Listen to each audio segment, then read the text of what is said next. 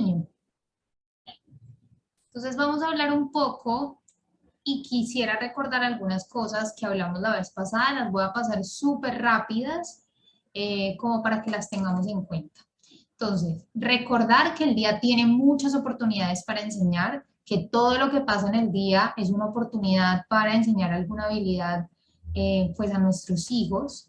Efectivamente no existen padres perfectos, pero sí existen padres con la responsabilidad de informarse para tomar decisiones conscientes.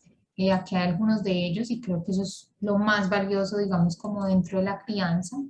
Habíamos hablado un poco que la disciplina realmente significaba enseñar más que un acto de autoridad o un acto de lograr que el niño haga lo que yo creo que debía hacer.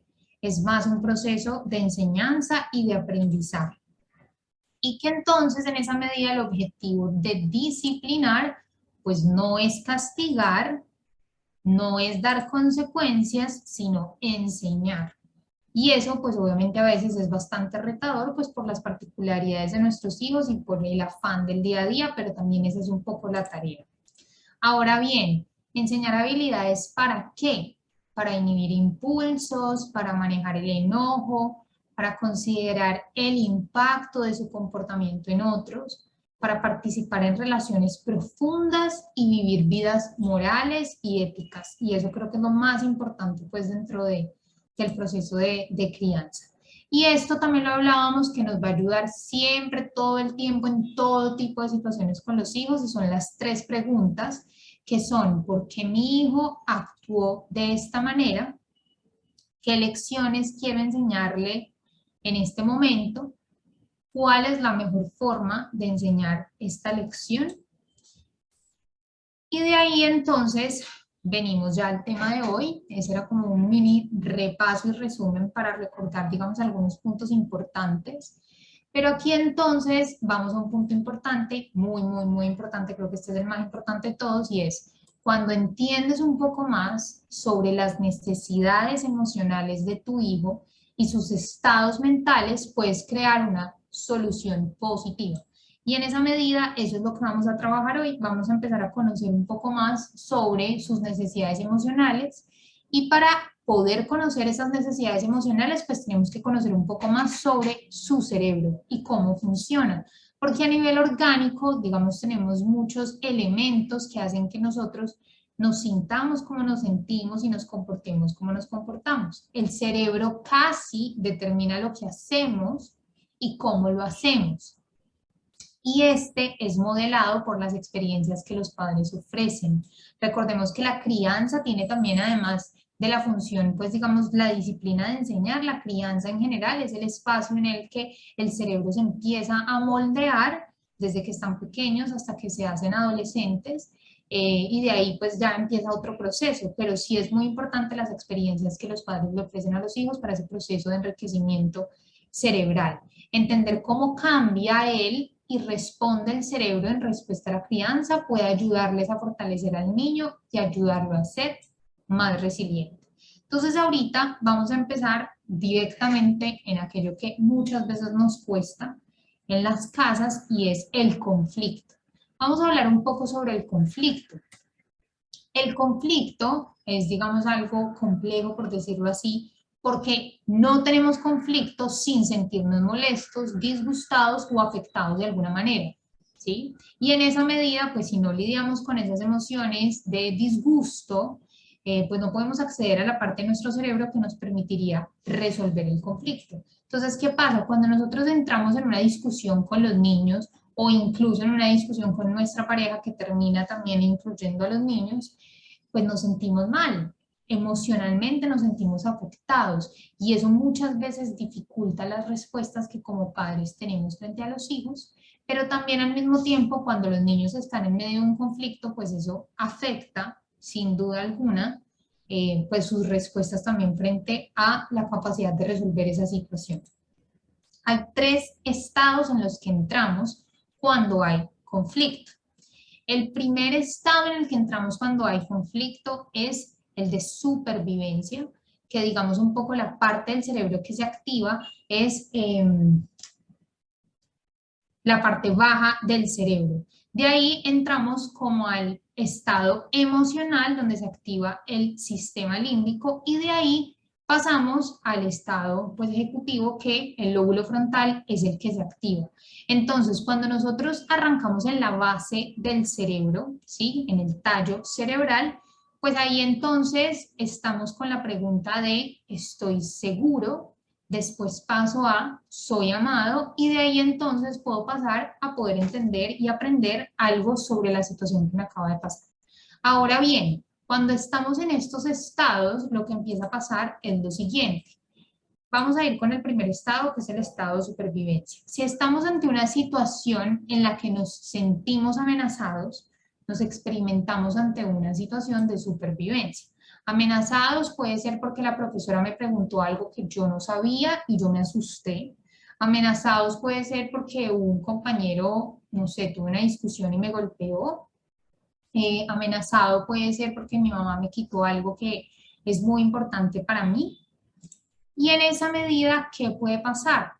La respuesta de nosotros y de los niños, de cualquier ser humano en un estado de supervivencia es atacar, defenderse, y para defenderse uno puede esconderse o correr, ¿sí?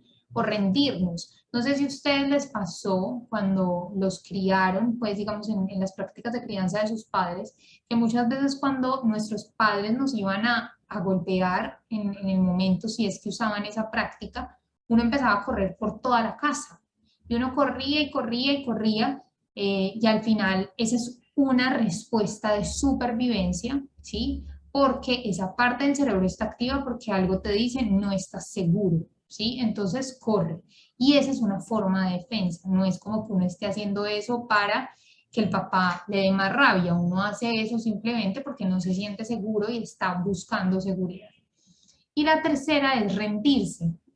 ¿Qué pasa con rendirse? Muchas veces este es el estado que más le conviene a los papás, pero no es el que más le conviene al niño, porque el niño está literalmente sintiendo todo el tiempo, ¿será que estoy seguro? No, no estoy seguro, estoy expuesto, hay una amenaza, hay una amenaza, hay una amenaza, y ahí en ese momento suelta un montón de cortisol, que es lo que suelta, digamos, nuestro cerebro cuando nosotros estamos ante un estrés muy fuerte, y en esa medida, entonces, pues no es tan bueno para ellos, pero para un papá que un niño se rinda y diga, bueno, ya me rindo, haz lo que más o menos quieras conmigo, pues es cómodo, pero no es lo mejor.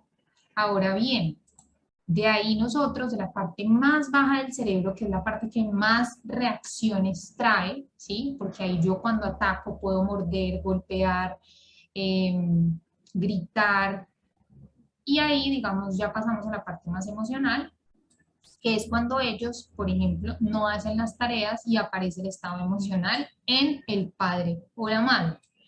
El mundo no está yendo a nuestro modo y por eso entramos en un estado emocional, porque yo quiero que las cosas se hagan de cierta manera y no se están dando porque yo quería salir y no tengo permiso de salir, porque me quería quedar más tiempo en el parque y no me quedé más tiempo en el parque, porque eh, yo quería jugar más con mi muñeco, o quería ver televisión un rato más, o quería acostarme más tarde y no se pudo.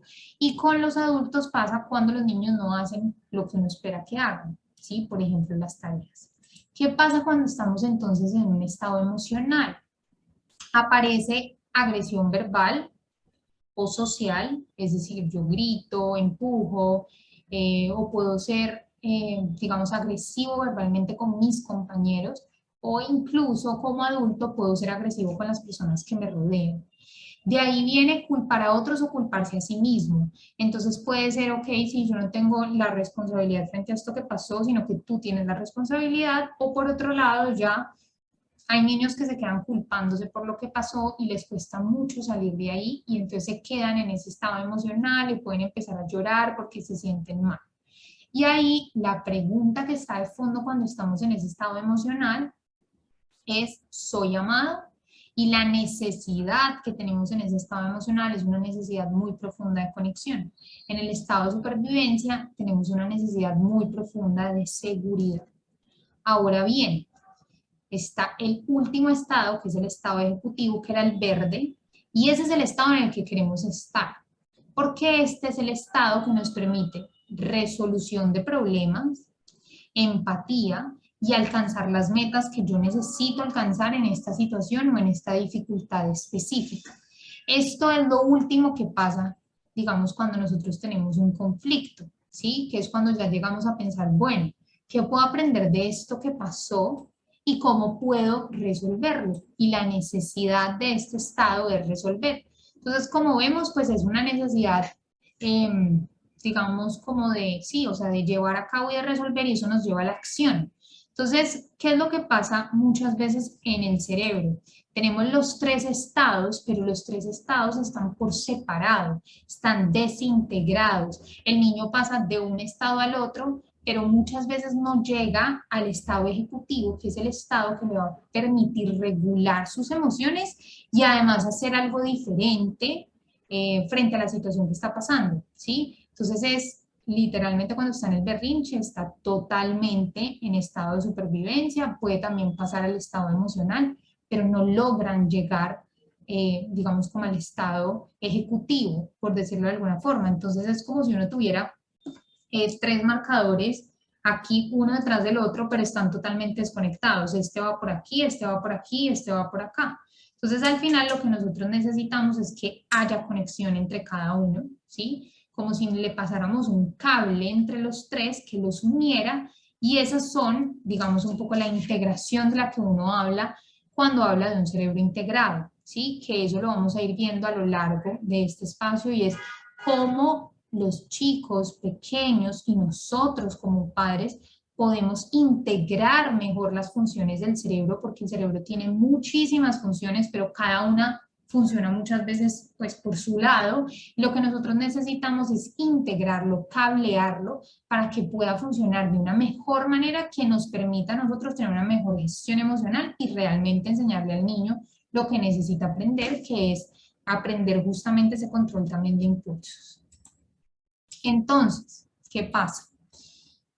Queremos intercablear para poder subir del cerebro de abajo al cerebro de arriba, ¿sí? Para lograr que el niño suba, lo más importante es construir un camino para que eso ocurra. Este proceso de pasar del cerebro de abajo al cerebro de arriba, hay incluso adultos que no saben hacerlo, ¿sí? ¿Por qué? Pues porque al final nadie de chiquitos nos enseña cómo calmarnos. Entonces uno empieza a tratar de calmarse, pero uno pasa de estados de supervivencia al estado ejecutivo, digamos, de forma muy demorada, no es algo inmediato, ¿sí? Entonces, ¿qué pasa? Para construir ese camino, pues digamos, tienen que haber ciertas cosas, pero además es muy importante enseñarle a los niños el cerebro de arriba y el cerebro de abajo para que el niño entienda en qué lugar está y a dónde tiene que llegar y cómo puede hacer un proceso de calma activa. Cuando nosotros hablamos de crianza respetuosa, crianza consciente, disciplina positiva, nosotros lo que buscamos no es que el niño se vaya a un time out y simplemente vaya y mire a ver cómo se calma. No, es un proceso de calma activa. La calma activa es: yo sé lo que estoy haciendo en este lugar seguro, ¿sí? Y el time out no se llama como el time out, sino que se llama el espacio seguro. Entonces, cuando yo voy a mi safe spot o a mi safe place, allá voy y estoy haciendo algo de forma activa para calmarme. No es como que estoy allá llorando y llorando y llorando, sino que hay actividades en ese espacio que yo pueda hacer para empezar a crear ese pathway que va desde abajo hasta arriba, ¿sí? Y que le va a permitir al niño transitar mucho más rápido de las emociones tan fuertes de supervivencia a la función ejecutiva, que es lo que le permite al niño decir, ah, ok, puedo resolver esto de esta manera. ¿Cómo le podemos explicar al niño el cerebro arriba, el cerebro abajo? Y esto me parece súper chévere que lo puedan hacer con sus hijos, ¿sí?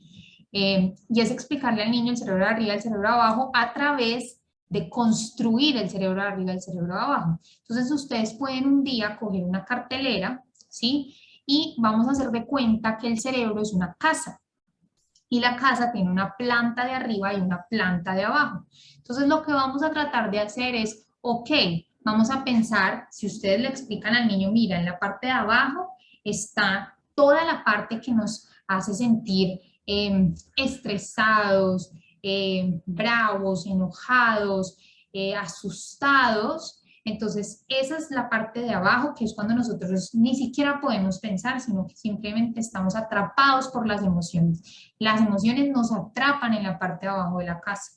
Y arriba es el espacio donde nosotros ya podemos pensar, planear, imaginar, ¿sí? Cómo el niño puede aprender esto de forma fácil, además del ejercicio que ya les voy a terminar de explicar cómo se hace. Si ustedes notan mi mano en este momento, los invito a que lo vean, mi cámara. En este instante yo tengo casi que un cerebro en mi mano, ¿sí? Entonces lo que uno hace es que le explica al niño que esta mano es como su cerebro y que ese cerebro tiene tres partes importantes. La primera es el lóbulo frontal, que es mi estado ejecutivo. La segunda es mi estado emocional, que es mi sistema límbico. Y el tercero es mi estado de supervivencia. ¿Listo? Entonces, ¿qué es lo que nosotros necesitamos hacer? Necesitamos construir la vía para que esto vuelva aquí y esto vuelva acá. Y yo vuelva a estar en un estado de calma que me permita resolver. Entonces, a veces cuando el niño está descontrolado, tú también le puedes decir, mira, estamos así, vamos a nuestro lugar seguro para poder volver a este espacio que es el tercer estado, que es el de planificación, ejecución y qué puedo hacer. Ahora bien, cuando nosotros digamos tenemos esto, los niños lo pueden entender súper bien, pero además de eso les podemos decir, vamos a hacer de cuenta que esta mano es como una casa y tiene una parte de arriba y una parte de abajo. Entonces vamos a dibujar la parte de arriba, la parte de abajo, pueden usar recortes, fotos, y ahí es decir, ¿qué te puede ayudar a calmar en un momento de rabia? Ver a mamá, oler a mamá, sentir a mamá, ¿qué es lo que te puede ayudar? O también, pues digamos, esos son ejemplos para niños muy pequeños, pero también si son niños un poco más grandes, ¿qué cosas te pueden calmar? No, pues contar pepitas, coger mi muñeco. Entonces ahí lo que uno empieza a hacer es poner fotos de eso que me va a permitir llegar a ese cerebro de arriba. Entonces esto es supremamente importante hacerlo con los niños para que ellos puedan empezar a entender mejor sus estados emocionales. Y también es muy importante que nosotros como padres lo entendamos, pues para poder decir, ok, listo, entonces esto es lo que está pasando en mi hijo y no es que él sea malo, que era lo que hablábamos la vez pasada, es distinto el hacerlo de aposta, que es lo que generalmente uno como adulto piensa, no, lo está haciendo de aposta, a no puedo calmarme. Y en verdad no se pueden calmar porque su madurez cerebral no les permite tener todavía las estructuras desarrolladas para poder fácilmente llegar del cerebro de abajo al cerebro de arriba de forma rápida. Entonces, esa es la tarea de nuestra crianza y nuestra disciplina. ¿Cómo nosotros podemos lograr que el niño de abajo arriba, digamos, tenga un camino y que él sepa cuál es el camino, incluso en ausencia del adulto? Que al principio cuando son niños tan chiquitos, pues no es tan fácil, pero eventualmente se puede. Ahora bien, en esa línea hay dos tipos de berrinches, ¿sí? Hay el berrinche con el cerebro de arriba y el berrinche con el cerebro de abajo.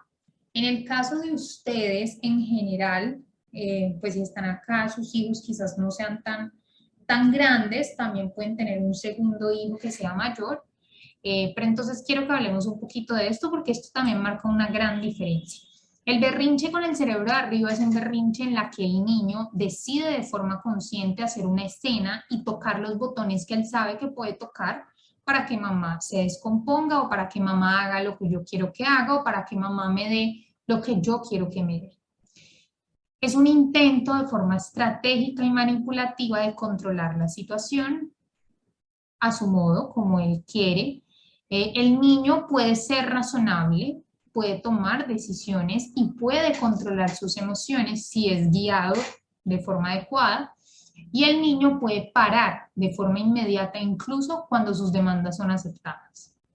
Los niños muy pequeños no tienen la capacidad de hacer este tipo de berrinches. Su cerebro, sus estructuras, sus aprendizajes todavía no les permiten hacer un berrinche de forma consciente. Cuando los niños menores de 4 años hacen un berrinche, lo hacen porque realmente están descontrolados y están pidiendo ayuda, no saben cómo controlar lo que están sintiendo. Los niños un poco más grandes, de 8, 9 años, ya hacen este tipo de berrinches, pero también, digamos, es parte de la disciplina el saber qué hacer en este tipo de situaciones. Por otro lado está el berrinche con el cerebro de abajo. El berrinche con el cerebro de abajo, en este tipo de berrinches hay hormonas de estrés moviéndose en el cuerpo, interfiriendo con el funcionamiento del cerebro de arriba. Estamos totalmente abajo, casi que en el survival state, ¿sí? Muy, muy, muy abajo, en estado de supervivencia. Hay pérdida de control del cuerpo y sus emociones, junto con un alto nivel de estrés. El niño es incapaz de tomar decisiones y es difícil razonar con él en este tipo de berrinches. Si tienen alguna pregunta en algún momento, la pueden poner en el chat. Ahora bien, ¿cómo entonces nosotros salimos del berrinche y cómo entonces logramos hacer ese cableado entre los tres estados? Eso solo ocurre a través de la conexión. La primera charla hablamos mucho de la conexión. Ahora vamos a seguir hablando de la conexión porque es supremamente importante. La conexión crea el camino a la autorregulación, ¿sí? Si esa conexión no ocurre, el niño para llegar al lóbulo frontal y tomar decisiones va a poder, es decir, si esa conexión no ocurre para llegar al lóbulo frontal y tomar decisiones, pues es muy difícil, porque justamente la conexión es lo que nos va a permitir llegar a ese estado verde, ¿sí? En el que yo ya puedo decir, ah, ok, lo que pasa es esto, me siento así y quiero tomar esta decisión. Si se rompe el cable, nuestro cerebro nos va a ver haciendo cosas que no quería que hiciéramos. Un poco el lóbulo frontal se ve como esta muñequita aquí con la palma de la mano en la cara y más o menos es como, ¿es en serio que eso es lo que estás haciendo?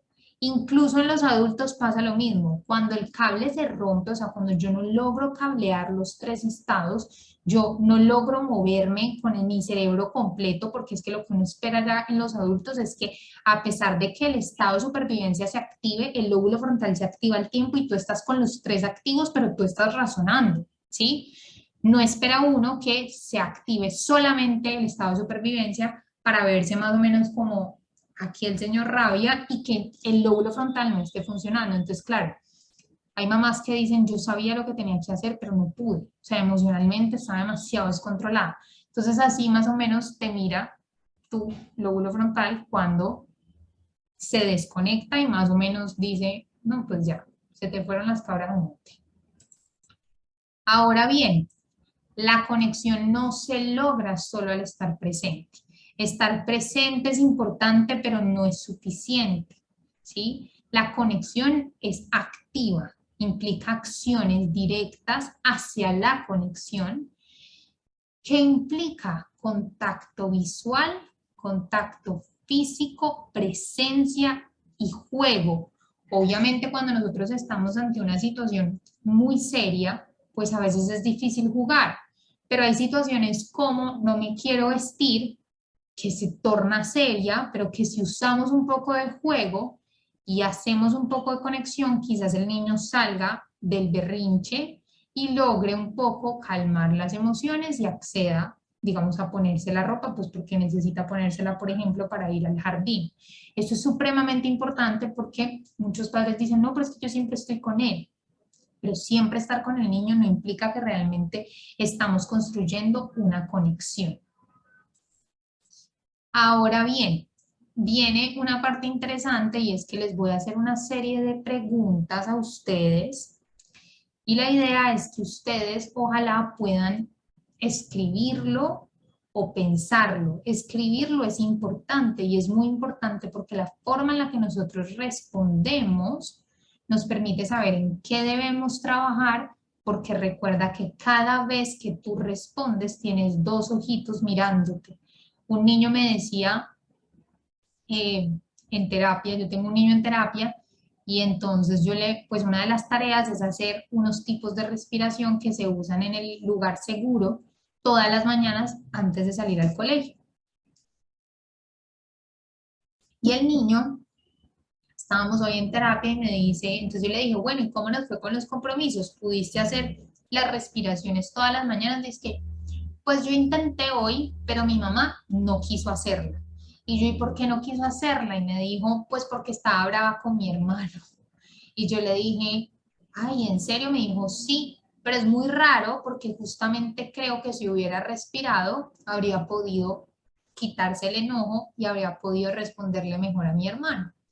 Entonces eso fue muy especial porque, claro, efectivamente los niños están todo el tiempo viendo tú qué haces o qué no haces. Si él ve que ante el enojo tú no respiras, pues al final el mensaje que le estás dando es yo no creo que realmente eso funcione, no lo hagas porque yo no lo hago. Entonces el niño después cuando tú le digas vamos a respirar, pues va a decir, ¿para qué respirar? ¿Sí? Entonces es muy importante hacer este ejercicio. ¿Cómo respondes usualmente cuando tus hijos están molestos? Les voy a dar 10 segunditos para que piensen. Vamos a pensar un momento en cómo respondemos usualmente. Puede ser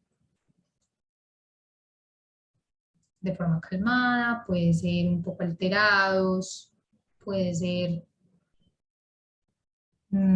tocándolos, puede ser hablándoles, gritándoles.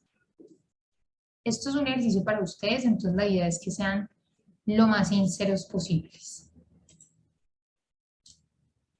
Y aquí vamos a seguir conociendo un poco más sobre el cerebro, entonces vamos a hablar de los hemisferios y de cómo eso se relaciona con la forma en la que nosotros generalmente respondemos.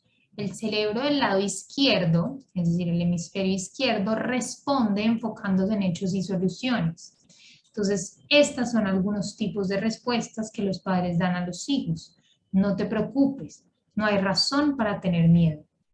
Tranquilo, no es tan grave que se haya roto, solo arréglalo. No hay razón para llorar. Perder es parte del juego. La tarea es tu único trabajo, solo hazla. Si te concentras, la terminas más rápido. Estos son un tipo de respuestas o un tipo de reacciones que tenemos frente, digamos, a veces a las molestias de nuestros hijos, cuando se enojan, cuando algo no les gusta, digamos, frente a lo que está ocurriendo en la situación, pero de ahí un poco lo que estamos haciendo es respondiendo con el lado izquierdo del cerebro. Los voy a invitar a que piensen por un momento la primera vez que cargaron a su bebé y el momento del parto.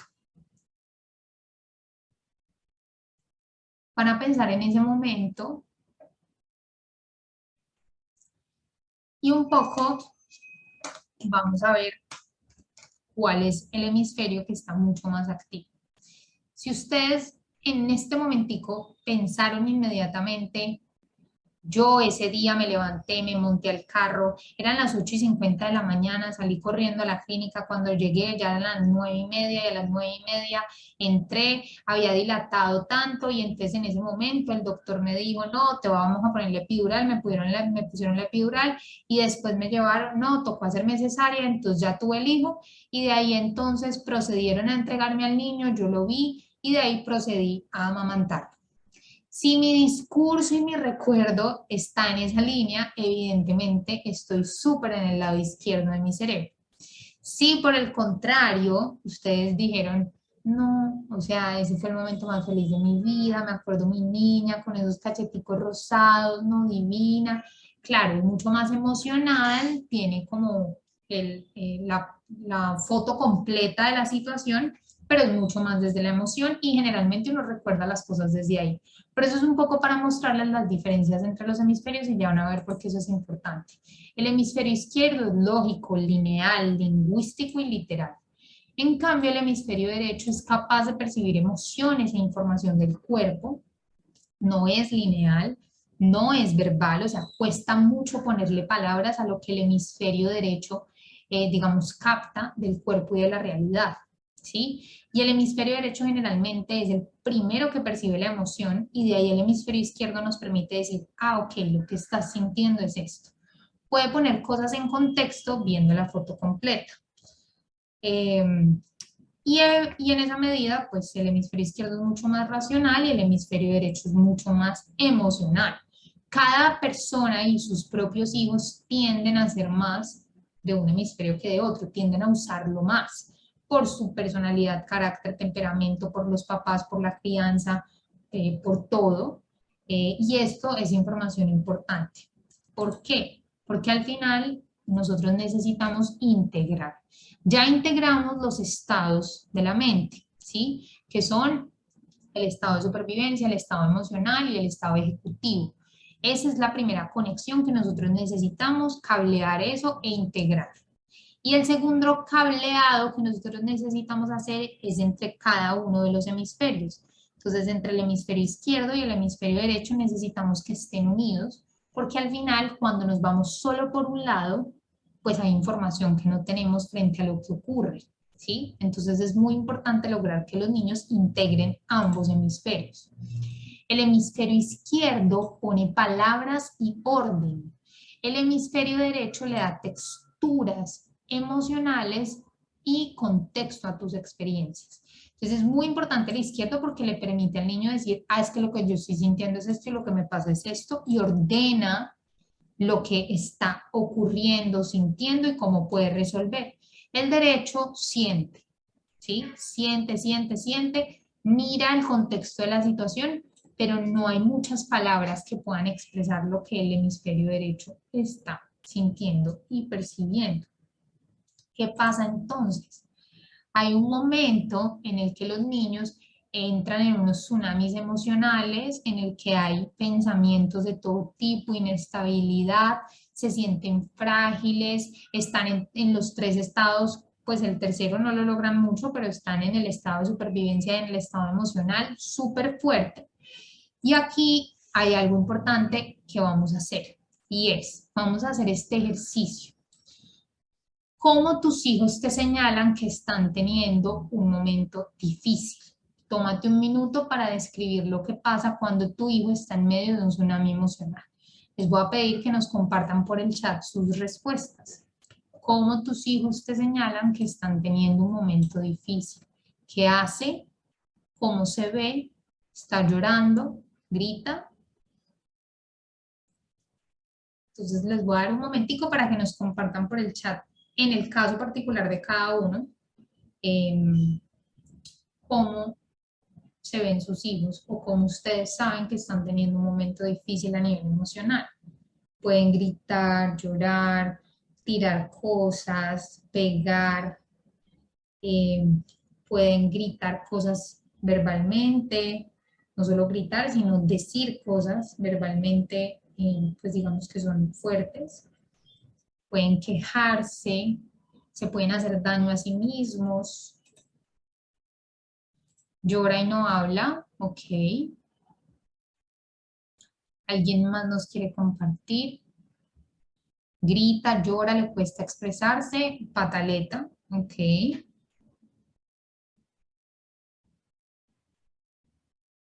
Pues Mónica, qué bendición que tu hija tenga tanta conciencia. Ok, pero digamos también me imagino que su carita está así brava y me imagino que el cuerpo también, pues digamos, es coherente con eso que ella manifiesta que está sintiendo. Entonces, ahora, claro, entonces eso es importante, ¿no? Como empezar a identificar qué hacen los niños, porque al final pues eso genera también algo en nosotros.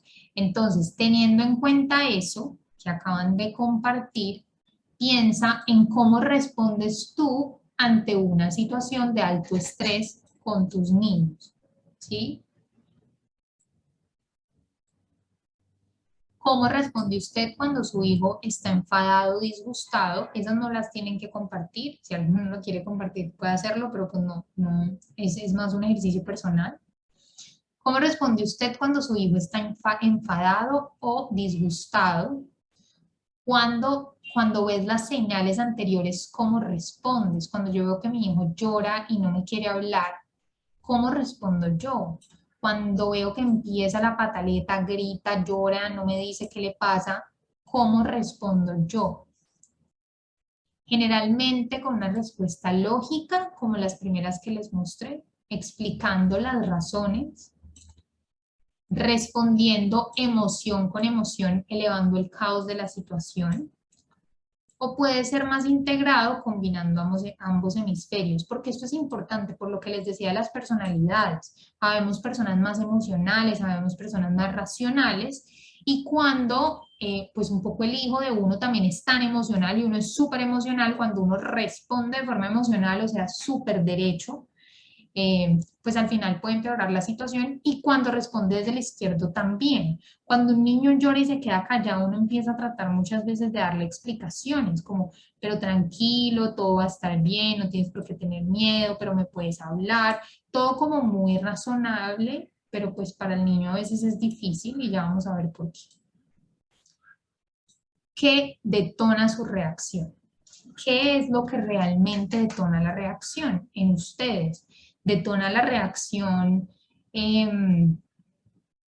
la grosería a veces que uno dice, empieza a gritar, o sea, cosas que son fuertes para mí, eres la peor mamá del mundo, ya no te quiero más, es que tú nunca entiendes. Eso puede que sea como un poco el detonante, o me detona que grite, no puedo con que grite, o me detona que llore porque a mí me enseñaron que uno no llora y entonces me desespera que llore porque además me estresa y no sé cómo calmarla. O no sé, quizás me detona que haga cara de brava porque siento que, no sé, me estresa demasiado. No hay respuestas buenas ni malas, simplemente hay respuestas. ¿Cómo se siente tu cuerpo cuando tu hijo explota emocionalmente? ¿Cómo se sienten ustedes cuando él arranca el berrinche o grita o tira cosas? ¿Qué pasa por tu mente en ese momento de tsunami? ¿Y cómo te sientes cuando ya ha pasado? ¿Eres más izquierdo o eres más derecho? No hay respuestas erróneas. Incluso cuando ya ha pasado el tsunami, hay papás que son mucho más emotivos, abrazan, eh, hablan de forma más afectiva, y hay otros que explican más lo que ocurrió, y eso también nos hace darnos cuenta si somos más izquierdos o somos más derechos. ¿Por qué esto es importante, papás?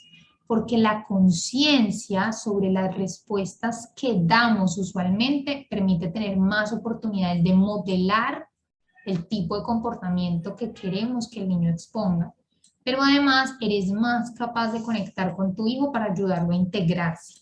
Cuando yo realmente identifico qué es lo que me cuesta para conectar, cuál es ese obstáculo, qué es eso que en el comportamiento de mi hijo me detona todo, o sea, cuando hace esa cara, cuando hace ese tipo de grito, cuando se pone y se golpea, eso a mí me detona. Y al final es muy importante porque todo esto que les estoy hablando del cerebro del niño también pasa en nuestro cerebro. Y nosotros también tenemos la tarea de poder integrar nuestro cerebro para modelarle al niño cómo uno se calma cuando está en una situación de estrés. No está mal que nosotros nos estresemos cuando ellos están en el berrinche. El punto es cómo eso también es una oportunidad para enseñarle al niño y modelarle cómo uno se calma, cómo puede conectar y en esa medida cómo puede integrarse. ¿Listo? Ahora, vamos a ver algunas estrategias ya súper específicas que nos van a ayudar a, digamos, manejar los berrinches. ¿Sí? Entonces, la primera estrategia es conectar y redireccionar. Vamos a ver un poquito cómo funciona. Primero, conectamos con el lado derecho, ¿sí? Conectamos literalmente con visual, yo toco, miro, hablo, pero eso además tiene unas características. Cuando el niño está disgustado, la lógica generalmente no va a funcionar hasta que no respondas a las necesidades emocionales del cerebro. Cuando uno trata de decirle al niño, no tienes por qué llorar, esto es solo un juego, el niño se va a poner peor, porque al final su cerebro, o sea, su estado de supervivencia o su estado emocional se está cuestionando, ¿estoy en un lugar seguro? ¿Soy amado? Y entonces en esa medida, cuando yo tengo esas dos preguntas rondándome en la cabeza todo el tiempo, pues mi reacción es necesito que alguien me acoja, necesito que alguien me toque, me mire, me diga que me ama. ¿sí? O sea, yo necesito sentirme amado, yo necesito sentirme seguro. Cuando ya yo me siento seguro y me siento amado, puedo continuar caminando hacia mi lóbulo frontal para entonces entender qué fue lo que pasó. Usar el hemisferio derecho para conectar implica reconocer las emociones sin juicio, sin decir si tiene razón para sentirse de esa manera o no la tiene. Simplemente yo reconozco lo que tú sientes y mi lenguaje no verbal es un lenguaje empático. En cuanto a gestos y expresiones faciales, hay que modular el tono de voz, o sea, yo no le puedo hablar a un niño que está gritando también a los mismos gritos, porque al final lo que eso va a generar es que sus neuronas de espejo se activen más con la activación que yo tengo. Entonces ahí vamos a empezar en una escalada donde al final no vamos a llegar a nada y va a haber seguramente un segundo colapso emocional y tocarlos físicamente. A veces es importante tocarlos físicamente y a veces incluso es importante ponerles un límite con lo físico. ¿Cómo se hace eso? Pues no es como que entonces uno a la loca va ahí, entonces coge al niño duro y lo estruja. No, pero uno sí puede decirle un poco al niño, digamos que el niño está llorando y está teniendo mucha dificultad con su cuerpo porque se está golpeando, se está haciendo daño, se está dando contra las paredes, ¿sí? Y eso, digamos, genera mucha dificultad. Y entonces en esa medida, digamos, uno como papá puede decirle, veo que estás molesto y estás teniendo un momento difícil para controlar tu cuerpo, te voy a ayudar. Y ahí uno puede tocarlo físicamente para tratar de conectar. ¿Listo? Y ya después lo que haríamos es redireccionar con el izquierdo. La redirección no se puede hacer hasta que el niño no está calmado, porque volvemos al cerebro de abajo y al cerebro de arriba. Si yo todavía tengo al niño en el cerebro de abajo, el cerebro de arriba no me está funcionando, él está así, o sea, está en convulsión, entonces después ya empieza a guardar su cerebro que ya el estado emocional está aquí y ya después mi lóbulo frontal empieza a activarse y puede guardar mi estado emocional, guardar mi estado de supervivencia porque yo ya estoy en un lugar seguro, yo me siento amado y entonces en esa medida mi lóbulo frontal puede funcionar. Entonces redireccionamos con el izquierdo, ¿sí?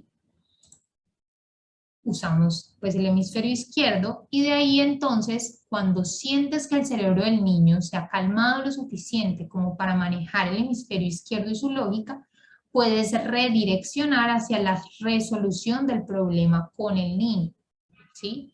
Hacer sugerencias sobre lo que se podría hacer ahora que el niño se siente más calmado, ¿sí? Y en control de sí mismo.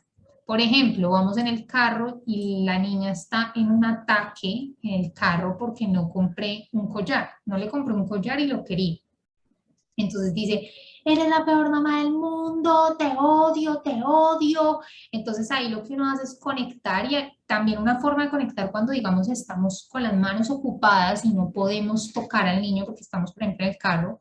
O una forma de conectar cuando el niño no está en un tsunami tan fuerte, digamos está digamos, tranquilo dentro de lo posible, si hay activación, pero pues no está en un berrinche, sino que, no sé, hizo algo que estaba mal y yo tengo que tener una conversación con él, lo primero que hago es conectar. ¿Y cómo puedo conectar?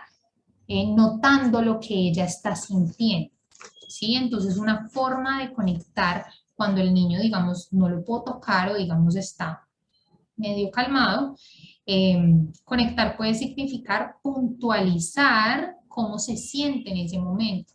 Noto que estás frustrada y enojada porque no pudimos comprar el collar. No estaba en descuento, pero se me ocurre, si quieres, que podríamos parar en otra tienda o volver en otro momento o hacer otra actividad. ¿Qué te parece? Y de ahí un poco lo que estás haciendo es redireccionar para que la niña o el niño puedan decir, ah, ok, entonces podemos hacer otra cosa, hay otras opciones, ¿sí? Porque ya yo no puedo tener el collar, entonces en esa medida, pues entonces ya, ¿qué hago? y ahí un poco es redireccionar. Conectar con el derecho implica entonces, a modo de resumen, tocar, mantener un tono de voz calmado, expresiones faciales de empatía, empatía y pausa. Y redireccionar con el izquierdo implica soluciones, palabras, planificación, explicaciones lógicas y establecimiento de límites. Ambos son importantes y por eso es importante conectar y redireccionar, hacer ambas cosas, no solo conectar ni solo redireccionar, porque la redirección no va a servir si no conecto antes. El lenguaje no verbal es central en la conexión y redirección. ¿Por qué? Porque en esta estrategia los niños son muy perceptivos. Ellos logran percibir mucho lo que el adulto está sintiendo hacia ellos. Entonces es muy importante que el lenguaje no verbal pues sea apreciativo y esté tranquilo. ¿Qué hace que en tu caso te cueste conectar? Y aquí vienen algunas, digamos, preguntas que me parece valioso que ustedes mismos se las hagan. Quizás me cuesta conectar cuando él está en una situación de desborde emocional porque me falta sueño, porque tengo miedo de reforzar una mala conducta, porque tengo expectativas muy altas de mi hijo para su edad, ¿sí? Tengo incomodidad de ser juzgado por la familia o por extraños, de ser muy permisivo y por eso no conecto con él, o puedo sentirme abrumado por otros compromisos. Ese tema de las expectativas es importante por lo que hablábamos la vez pasada de que a veces creemos que los niños hacen las cosas por algo y es por otra cosa. A veces yo puedo decir, no, no quiere hacer la tarea porque eh, no sé, no le importa el colegio, eso pues se está oponiendo demasiado, está como en esa época del no, es perezoso, es irresponsable, pero puede que el niño realmente no quiera hacer la tarea porque está cansado y tiene hambre, porque literalmente hay tanta tarea que el niño se siente abrumado o porque tiene pena de sus errores con la profesora, porque se ha equivocado mucho, digamos, en matemáticas, y entonces empieza a dudar sobre sus habilidades, o porque su hermano mayor, por ejemplo, es mejor en el colegio, y en esa medida, pues siente presión todo el tiempo. Entonces, eso es importante, es quién es mi hijo, qué edad tiene, y en esa medida, qué es lo que realmente yo puedo esperar de él. Aquí viene un ejemplo. María está muy emocionada por la pijamada que va a tener en casa con su amiga, pero a último momento dice que no quiere ir. Entonces la respuesta de la mamá puede ser, ¿qué? Pero si te estabas muriendo por ir, ¿cómo vas a salir ahora con eso?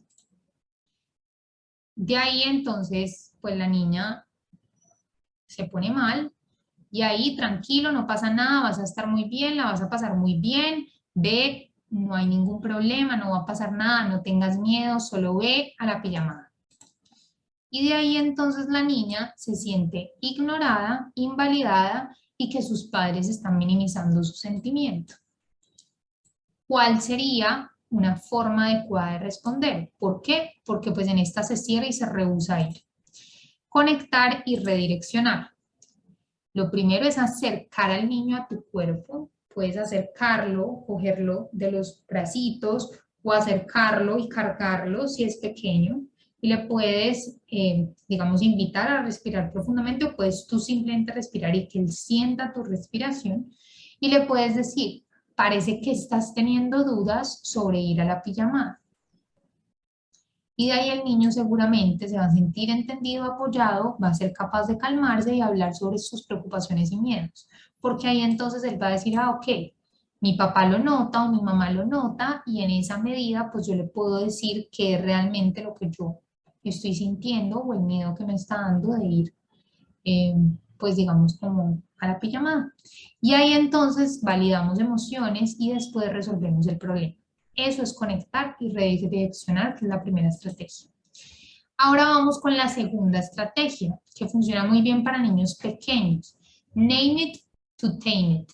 Las puse también en inglés porque hay traducciones que no son como tan literales, pero es básicamente como nombrarlo para dominarlo. Cuando el niño sabe qué es lo que le pasa un poco, es una estrategia que ayuda a integrar ambos hemisferios, pues al final yo logro con mi hemisferio izquierdo poder entender y decir en palabras lo que siento, pero a veces eso no es fácil para los niños como ahorita nos manifestaban ustedes mismos. Entonces, ¿qué puede ayudar? Cuéntame una historia.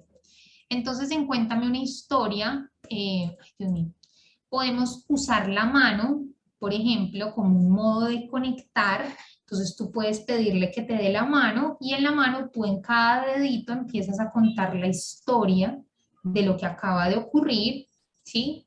Y en el último tú puedes poner lo que él sintió, ¿sí?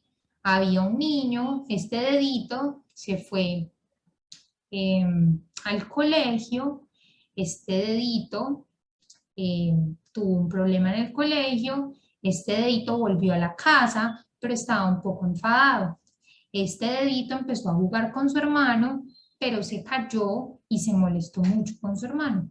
Y este dedito entonces si ustedes notan, ustedes lo que empiezan a hacer es una secuencia lógica de lo que ocurrió, están contando una historia y le están permitiendo al niño ahí darse cuenta de qué es lo que sintió, ¿sí?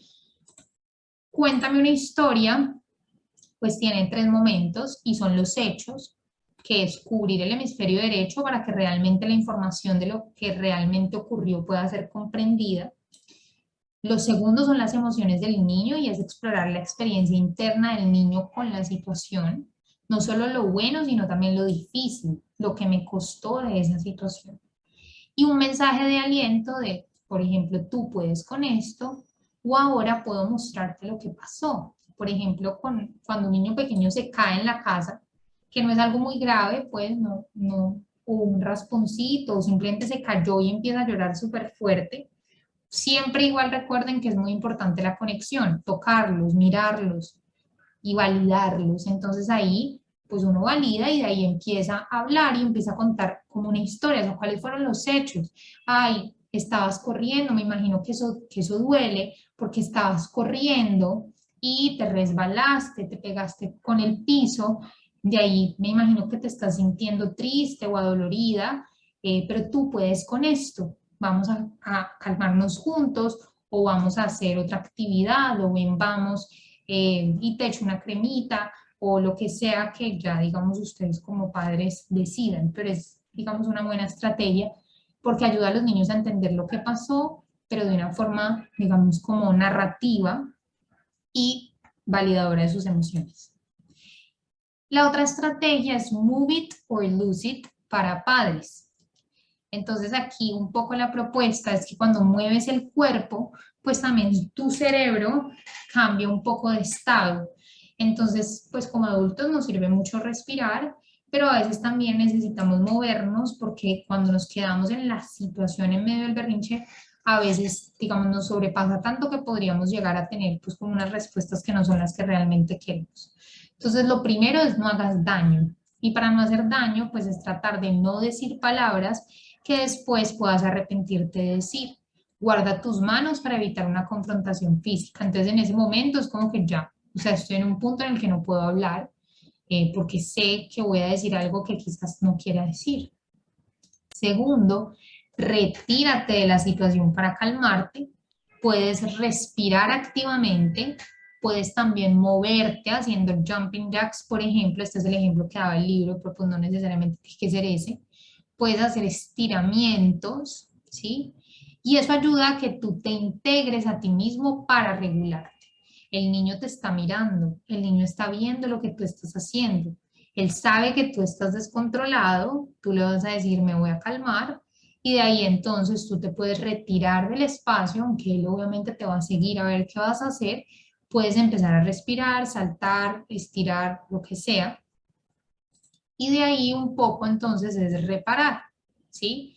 Rápidamente reconecta con el niño apenas estés calmado y afronta cualquier daño emocional o relacional que se haya dado.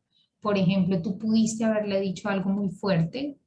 eh, por ejemplo, una mamá me decía, no de niño tan chiquito, pero pues más grande, me dijo, le estaba diciendo a mi hijo que hiciera la tarea, me desesperé y le pegué un calvazo, pero le pegué durísimo. El niño instantáneamente aguó el ojo y yo me hice la fuerte, pues, porque yo dije, no, pues, ¿qué tal? pero al final eso pues digamos no es muy respetuoso, pero más allá de eso es, claro, si ella se hubiera dado cuenta de sus estados emocionales a tiempo, quizás habría podido parar, retirarse, respirar y calmarse y de ahí entonces quizás decirle, mira, me excedí, esta no era la forma, pero me desesperé porque X, Y o Z.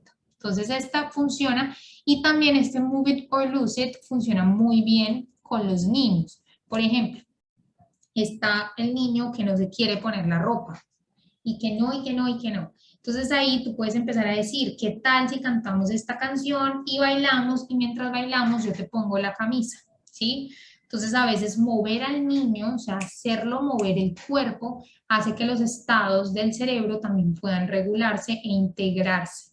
Entonces a veces por eso se dice como que muévete o como piérdelo, porque es como que si tú te mueves es menos factible que pierdas la razón, por decirlo de alguna forma, o que tus estados mentales te atrapen, ¿sí? Que el estado de supervivencia te atrape, o que el miedo te atrape, o que el enojo te atrape. Este es uno de los últimos que vamos a trabajar hoy y es fake it till you make it, que es como hacerlo de mentiras hasta que realmente lo puedas hacer de verdad. Y esto pasa mucho, digamos, como con los niños. Cuando nosotros nos desesperamos con ellos, pues al final un poco lo que podemos hacer es, sabemos que estamos enojados, quizás no nos podamos calmar, pero es tratar de mostrar que no estamos enojados para de ahí, en la medida en que vayamos avanzando, pues en serio ya calmarnos. ¿Y qué pasa? ¿Qué podemos hacer? Muéstrame cómo se ve tu cara y tu cuerpo cuando estás siendo valiente. Por ejemplo, tenemos una cita de vacuna o tenemos una cita en el médico y el niño está súper asustado, está a punto pues de hacer un berrinche, entonces tú le puedes decir, muéstrame cómo se ve tu cara y tu cuerpo cuando estás siendo valiente y el niño entonces empieza a hacer pues sus movimientos y eso hace paradójicamente que el estado emocional cambie. Trátenlo un día, uno cree que no, pero sí, cuando tú sonríes, cuando estás pues en otro tipo de estado, esa sonrisa hace que también tu estado interior cambie. Puede ayudar a calmarlos por el cambio de postura corporal, porque ese cambio de postura corporal cambia las emociones. Puedes intentar la pose de valiente, la cara y cuerpo de enojo, una gran sonrisa con cara de emoción. Entonces tú puedes decir, bueno, ¿cómo es la cara y el cuerpo de enojo? Entonces el niño va a empezar a hacer así. Entonces eso ayuda un poco como también a redireccionar. Ahora bien, esa es un poco pues una de las estrategias. Y ahora ya vamos a ver, ya esto es lo último, que es ya como un ejemplo súper específico de cuando dos niños están en un conflicto, pero también de esta forma, este es como un ejemplo de qué podemos hacer cuando los niños están en una dificultad básica que puede pasar súper cotidianamente. Entonces, cuando tú vayas a entrar a un conflicto y sabes que están dos hermanos o que está la niña pues desesperada con otro adulto o lo que sea, primero respira y entra al conflicto recordando el llamado de ayuda en ambos. Tú quieres traer calma y no sumarte al caos. Empieza escribiendo lo que ves en cada uno y pregúntales con genuina curiosidad, algo debe haber pasado. Entonces tú entras y dices, uy, algo debe haber pasado en este espacio. Y ahí vamos con un ejemplo. Están Juana y Martín peleando, entonces tú entras al espacio y dices, algo debe haber pasado. Y dices, Juana, tu cara se ve así, estás llorando. Martín, tus brazos están así, pareces molesto. Algo debe haber pasado. Y escuchas a cada uno sin juicio. Ahí un poco lo que va a pasar es que ellos van a empezar a contar qué fue lo que pasó, qué él me hizo, qué no me dijo, porque esto es importante, porque al final, pues digamos, estamos en una situación, digamos, en la que, ¿qué puede pasar? Que ponemos una víctima y un victimario. Entonces, no, pues al que le quitaron el juguete, la víctima. Y el que le quitó el juguete, el victimario. Y eso al final le da dos mensajes muy equivocados a los niños. Uno es, tú necesitas de mí para estar protegido, porque por ti mismo no puedes poner un límite. Y al otro es decirle, tú eres malo porque hiciste algo malo, ¿sí? Y eso, digamos, afecta la autoestima de ambos niños. Entonces, este es el primer paso. Digamos, nota lo que ves sin calificativos y sin adjetivos. Estás describiendo las acciones sin juicios o tono, sin necesidad de rotularlas como buenas o malas. Simplemente estás describiendo tal cual lo que estás viendo. Otro ejemplo de notar o de escribir asertivamente, ¿sí? Sin juicios, es cuando un niño de 2 años agarra muy duro a su hermanito recién nacido, en lugar de decirle, mira cómo lo hiciste llorar. Y ahí entonces le hacemos notar describiendo sin juicio. Nota su cara. Su cara me dice que no le gustó. La próxima vez hazle así, suave. Entonces, de ahí, ¿qué pasa? Vamos a volver al caso de Juana y Martín. ¿Cuál es el resumen de la fórmula? Entonces aquí va. ¿Te gustó cuando Martín o quien sea en este caso te hizo esto, te quitó el juguete? Entonces dile, no me gusta cuando tú me quitas el juguete y la próxima vez yo quiero un turno con ese juguete, ¿sí? Repítelo y que tu voz suene como la mía. Entonces ahí lo que estás haciendo es, claro, le estás diciendo al niño, ok, tú vas a usar tu gran voz para decirle, digamos, en una próxima ocasión en la que esto se presente, esto. Entonces tú lo que estás haciendo es validando lo que pasó, permitiéndole al niño entender qué fue lo que no le gustó y de ahí dándole una estrategia para que pueda utilizarla en una próxima ocasión. Entonces el resumen de la fórmula es, tú querías esto, lo que sea que haya querido, la intención del niño, por eso, o sea, tú querías el juguete, por eso se lo quitaste a tu hermana, pero la próxima vez, y ahí tú ya dices, ¿qué es lo que el niño podría hacer, ¿sí? Para que, pues digamos, no tenga que quitarle el juguete a la fuerza a su hermana, ¿sí? Sino que se lo pueda pedir, o puedan tener turnos, o pueda llamar a mamá porque incumplió el turno, porque siempre hay una explicación del por qué el niño le quita el juguete, pero al final es importante que el niño entienda cuál era la intención, cuál fue el comportamiento que hizo, pero qué es lo que podría hacer la próxima vez. Por ejemplo, tú querías más espacio, por eso empujaste a Juana, la próxima vez dile, córrete por favor, repítelo para practicar.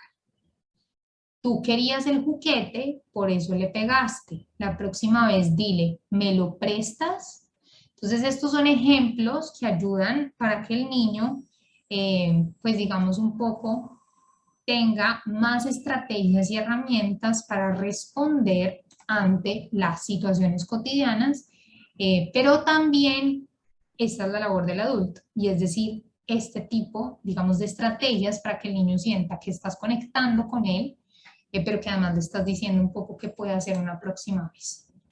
Entonces, cuando acudas al que agredió, primero revisa el contexto y pregúntate, ¿qué quiero que mi hijo haga? Uno muchas veces se enfoca en lo que quiere que el niño no haga, ¿sí? De hecho, en los colegios muchas veces uno nota que los acuerdos son no golpear, no pararse de la silla, no correr, no gritar, pero un poco no le enseñamos a los niños qué es lo que sí queremos que hagan, ¿sí? Y eso los confunde un montón, como cuando uno dice que tienes que ser juicioso. ¿Qué significa ser juicioso? Juicioso es no hablar, juicioso es hablar suave, juicioso es, ¿qué es ser juicioso? Seguramente responderás que no pegue, pero aquí estamos enfocándolos en lo que no queremos que haga.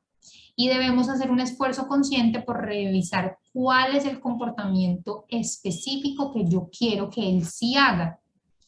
¿Qué quiero ver en mi hijo la próxima vez? ¿Qué quiero que haga en lugar de pegarle?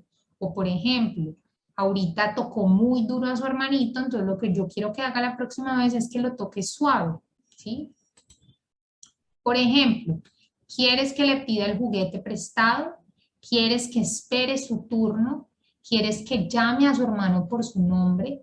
¿Quieres que diga córrete para tener más espacio? Enséñale lo que esperas ver la próxima vez.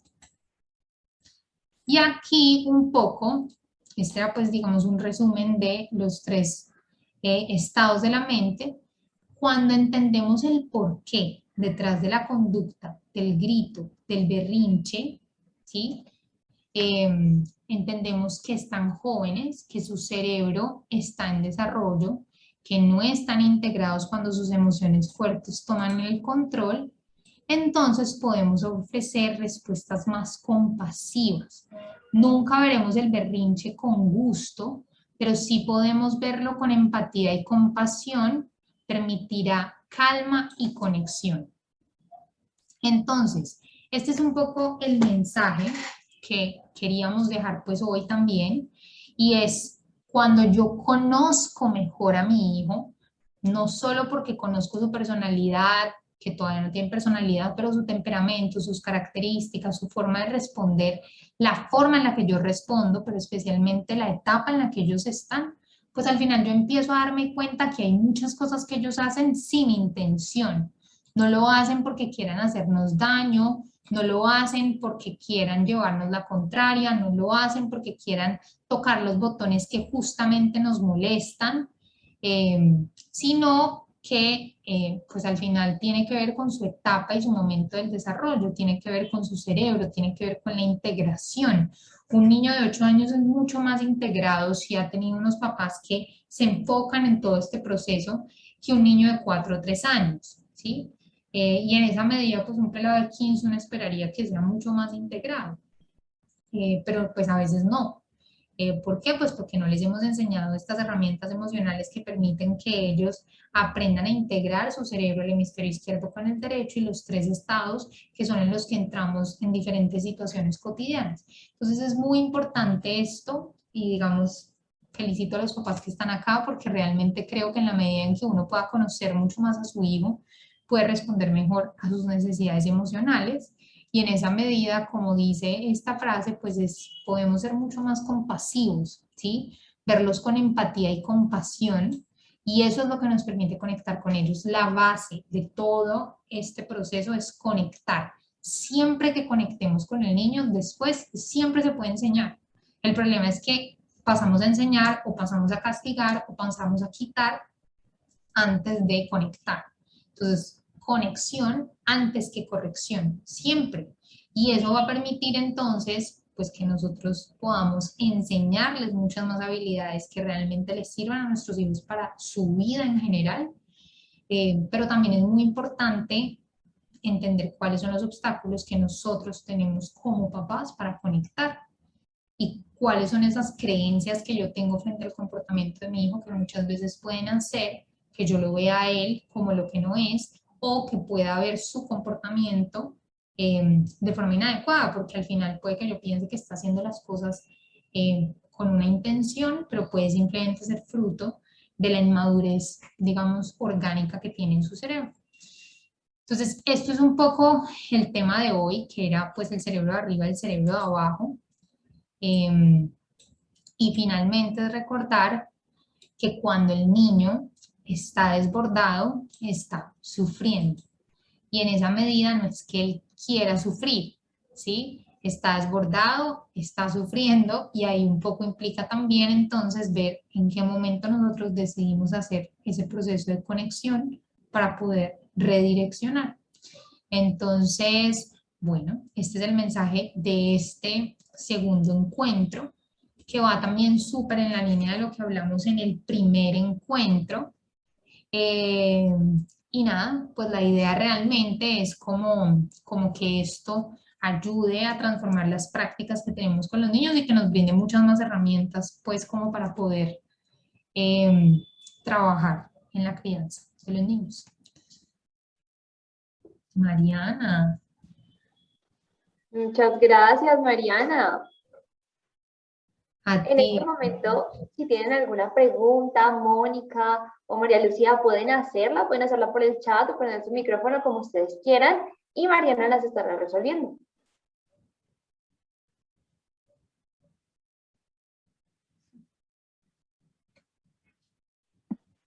Listo, les voy a hacer la invitación, por favor, para que el próximo miércoles nos conectemos a la última charla que vamos a tener de este ciclo. Recuerden que vamos a abordar la vida en pareja también.